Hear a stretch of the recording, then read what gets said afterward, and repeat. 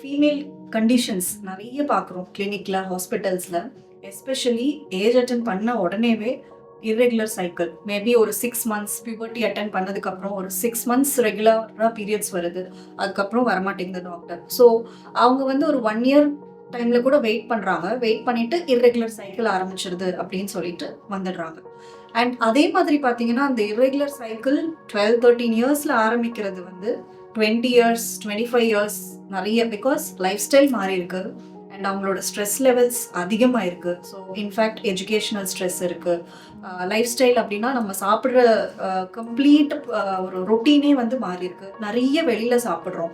So இதெல்லாம் பார்க்கும்போது early ஏஜ்லேயே வந்து இந்த ஹார்மோனல் இம்பேலன்ஸ் ஆரம்பிச்சு இன்ஃபர்டிலிட்டியில வந்து விழுந்துடுறாங்க. ஸோ அதில் வந்து தைராய்டும் சேர்ந்து வருது அண்ட் வெயிட் அதிகமாகவும் ஆகுது.